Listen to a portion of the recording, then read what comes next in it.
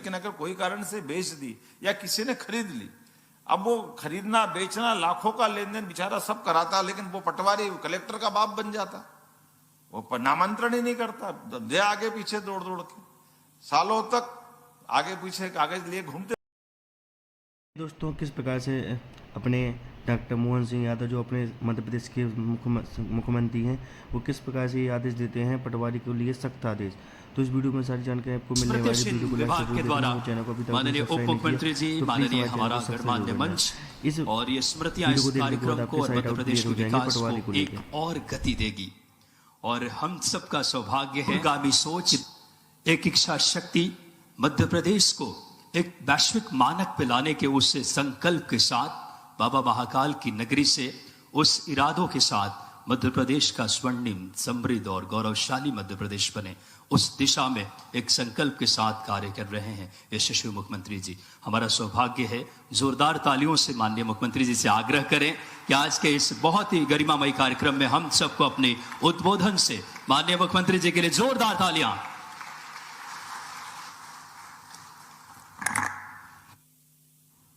ई पंजीयन प्रणाली संपदा 2 के आज के इस बहुत अनूठे और गौरवशाली गरिमापूर्ण और एक उपलब्धि भरा हमारा अपना कदम यशस्वी प्रधानमंत्री के नेतृत्व में जिस प्रकार से डिजिटल इंडिया मिशन पूरा देश में चल रहा है, जोरदार अभिनंदन करें श्रीमान नरेंद्र मोदी जी का, जिनके कारण से ऐसे नवाचारों में हम भी जा रहे हैं, उपलब्धि पा रहे हैं, नए नए रिकॉर्ड बना रहे हैं।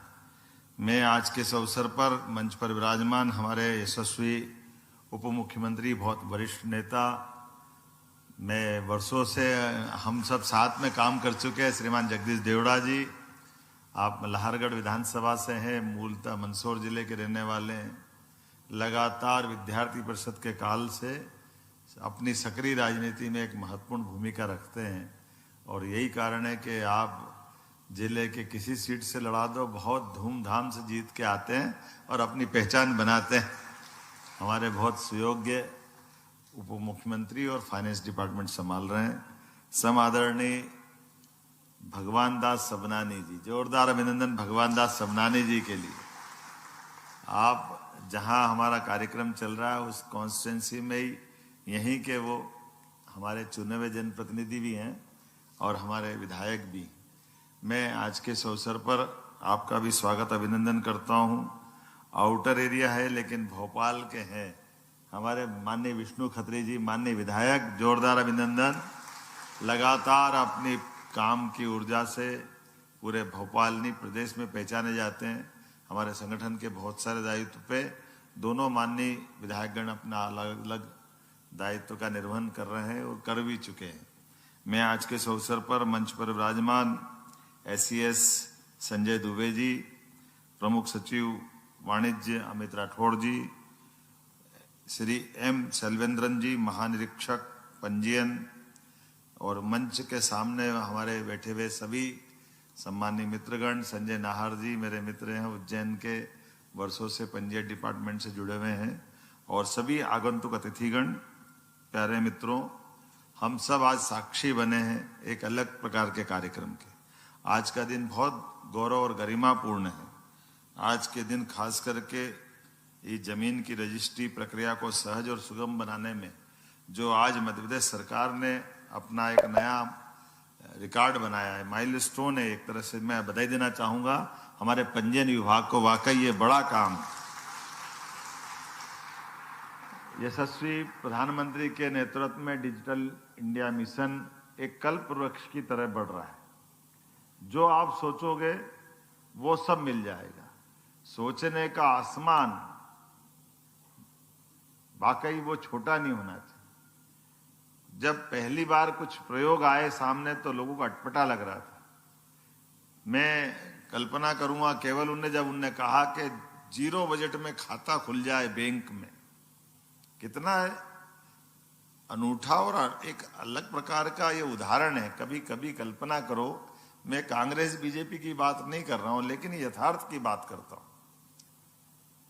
एक व्यक्ति विदेश में फाइनेंस की डिग्री लेके आते हैं, बड़ी डिग्री, बड़े विद्वान, दुनिया में नाम जिनका, इसलिए फाइनेंस के गवर्नर बनते हैं।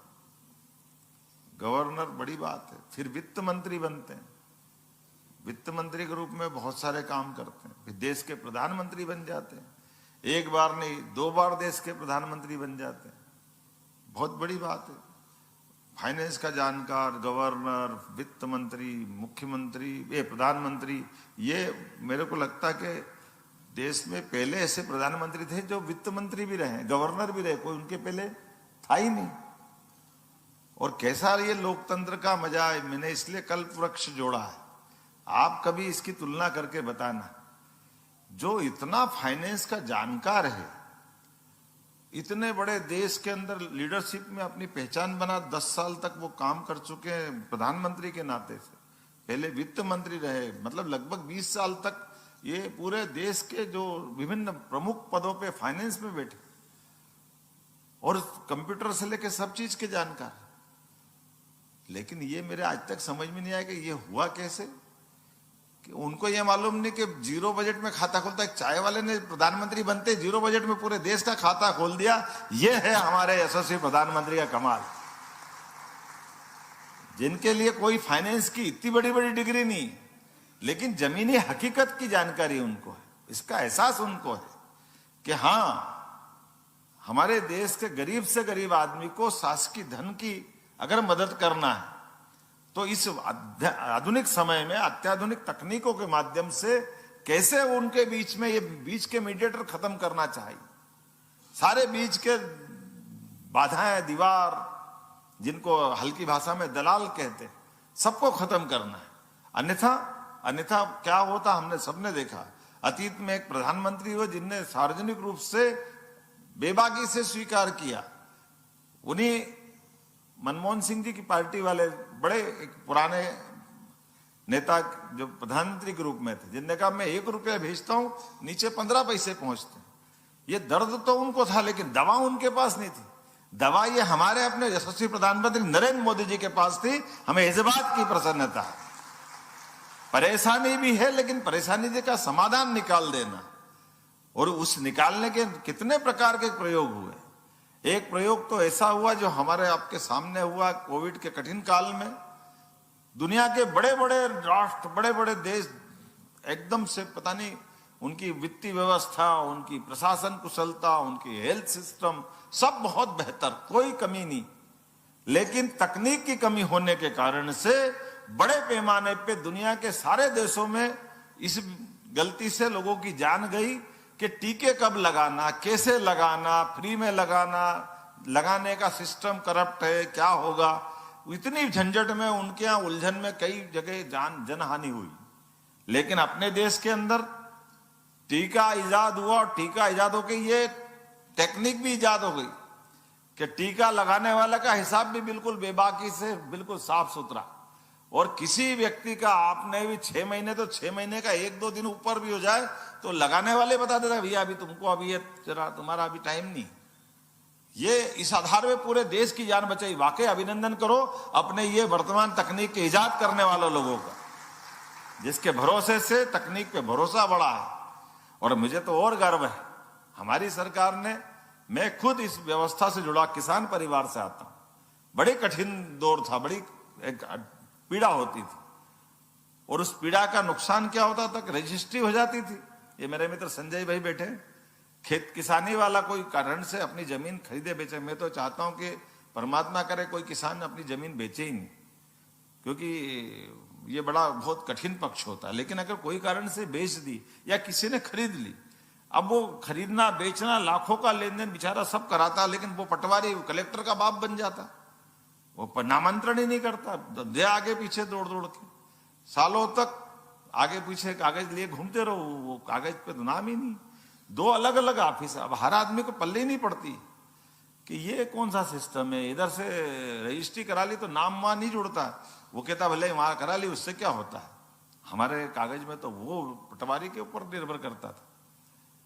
मैं इसके अंदर भी गया था कि ये उस समय जब रेवेन्यू बढ़ाने के लिए हाथ से रजिस्ट्रियां होती थी, पुराने दस्तावेज देखे अपन ने, उर्दू में भी लिखे हुए दिखते हैं, वो उल्टे ढंग से लिखे हुए, उसका दुरुपयोग भी होता था स्टाम्प के पंजीयन के आधार पर।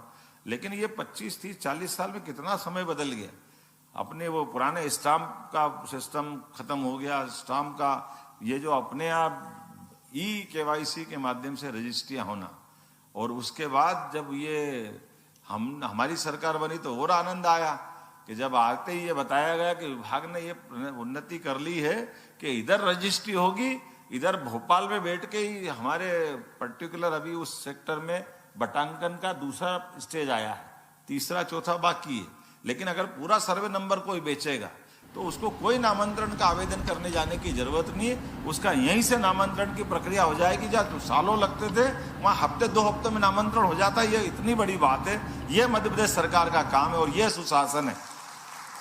मैं सारे विभाग को बधाई देना चाहूंगा। 2 विभाग अलग अलग, राजस्व विभाग अलग है, पंजीयन विभाग अलग है, लेकिन दोनों ने मिलकर के इधर एक सरकार का मतलब तो यही है।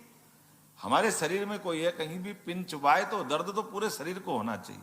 सिस्टम में ये कष्ट थे तो सिस्टम के कष्ट का निराकरण करना भी इस विभाग ने निकाला। इधर पंजीयन होगा, उधर नामांतरण होगा। अब 1/2 वाले पे भी नामांतरण, पहले पूरे नंबर का था, अब 1/2 वाला भी है और विभाग तैयारी कर रहा है। लेकिन वो तैयारी अभी हो गई, उसके पहले ये तीसरी तैयारी आ गई। अब तो आप जहां बैठो वहां से प्रॉपर्टी, आप कितना अच्छा लगता है। पहले बड़ा झंझट, जाके बैठो। और मैं तो कई बार ये मन में लगता था कि जहां रजिस्ट्रियां होती, लाखों का लेन देन होता, जरा अभी जहां भी अभी चल